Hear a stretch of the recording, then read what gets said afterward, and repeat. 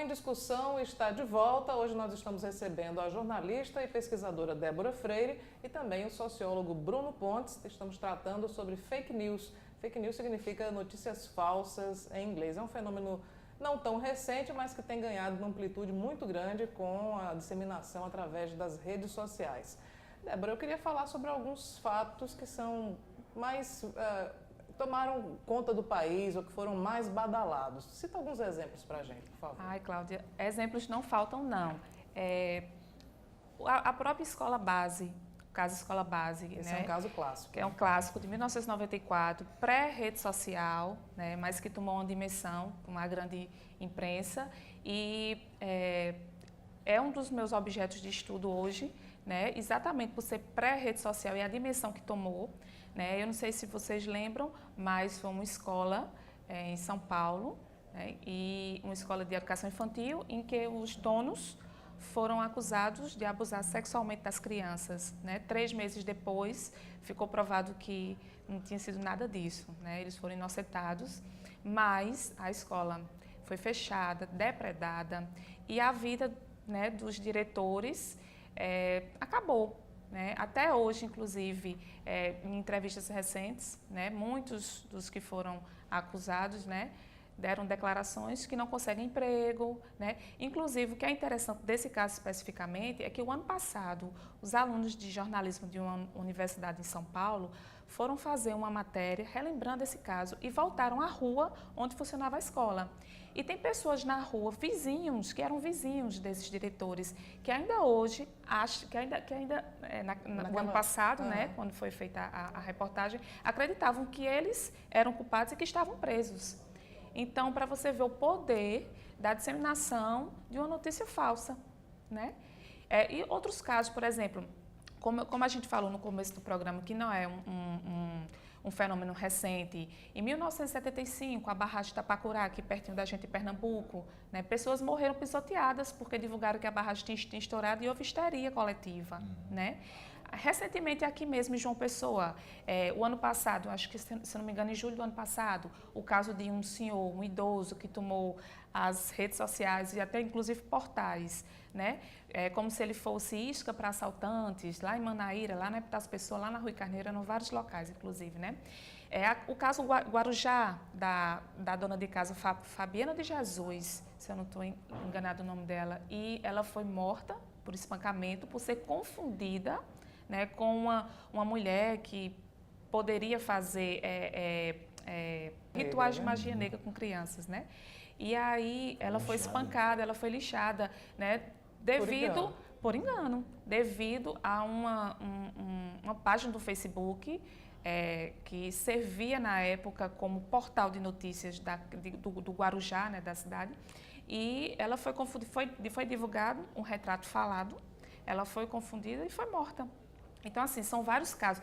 A própria morte da Marielle Franco, né, que, enfim, ela tinha suspeitas de ter participação em crimes, Até divulgaram fotos, ao lado de traficantes, exatamente, né? que eram casados com o Massinho VP, por exemplo, né, que tinha ligação com criminosos e foi provado que não era nada disso. São vários casos, né? E você pode ver que nesses casos que a gente citou, olha a gravidade, a consequência que houve, né? E, assim, é muito sério, as pessoas realmente têm que ter muita atenção para não contribuir com essas consequências. Existe, professor, um ato patológico para criar e divulgar esse tipo de informação? Sim, sim. Não vou entrar no ambiente da psicanálise, né?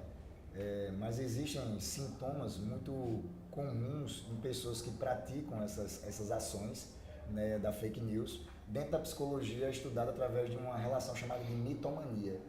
O mitomaníaco é aquela pessoa que incontrolavelmente ela precisa criar situações irreais, né? É o vulgo que aqui na Paraíba a gente chama de caba mentiroso da moléstia, né? O que é esse caba mentiroso da moléstia? É aquele que mente e acredita na própria mentira. E isso é uma doença e tem que ter tratamento. E existem pessoas que precisam muitas vezes dessa promoção e que às vezes ela tem que ser falsa, né?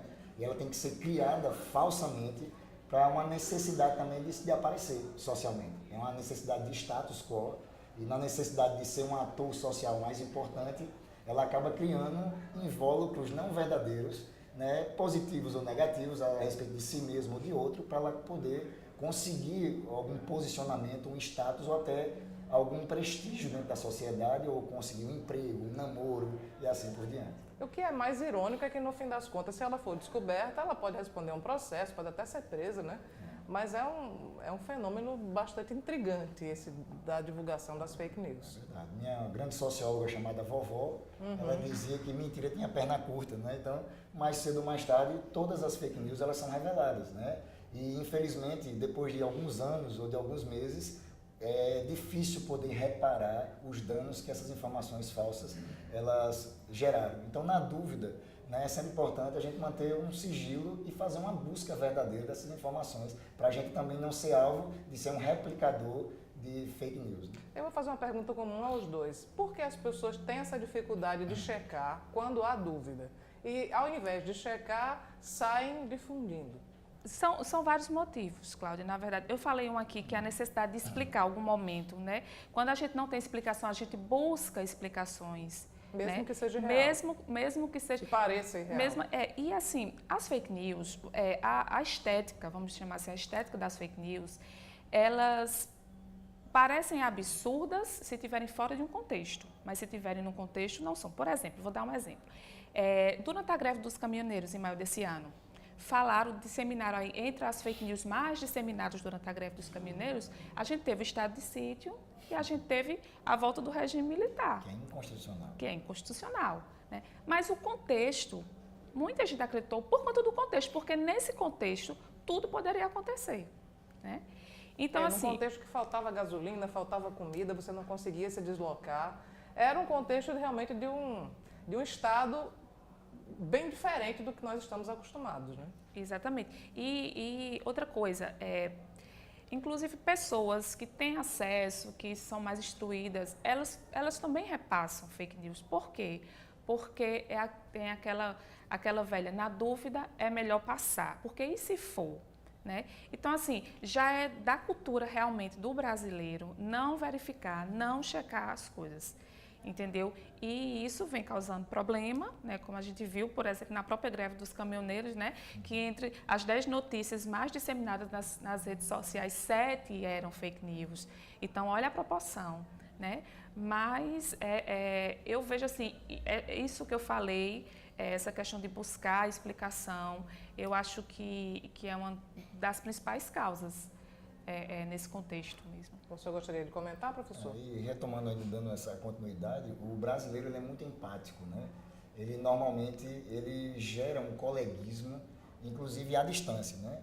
Então todo mundo é amigo de um apresentador de TV, todo mundo é amigo de um jornalista, todo mundo é amigo de determinadas pessoas que são figuras públicas. E às vezes essas figuras públicas repassarem talvez, levianamente ou não intencionalmente, e a gente acreditando, dando mérito da amizade, a gente repassa, como dizendo, não, é meu amigo que está falando, eu vou passar. E isso acaba ocorrendo. Durante a greve dos caminhoneiros, eu cheguei a falar com alguns oficiais das Forças Armadas a respeito de se haveria alguma informação dessa, e todos foram muito bem claros. Todas essas informações não são verdadeiras, mas eu não me lembro de nenhum oficial das Forças Armadas ter sido convidado para explicar o que estava acontecendo dentro do ambiente militar. Né? Mas opiniões foram diversas. E nós trabalhamos com conhecimento, né? E não com opinião, que são diferentes, e a gente precisa trabalhar agora com a veracidade dessas coisas. Então, isso tem que ser analisado, a gente tem que mudar essa característica de acreditar em tudo que nos diz, né? Porque senão Papai Noel daqui a pouco vai assumir, né? Os ministérios, né? O duende vai aparecer para ser prefeito, e a gente tem que parar com essas situações. Bom, nós vamos agora a mais um intervalo e daqui a pouco nós voltamos para o terceiro e último bloco do Em Discussão de hoje, que fala sobre fake news. E vamos tratar de um ataque que foi feito ao presidenciável Jair Bolsonaro. Foi uma facada, mas muita gente pensou que não passava de um ato forjado. Vamos falar sobre essas peculiaridades e também dar dicas a você de como se prevenir a respeito das fake news. Daqui a pouco.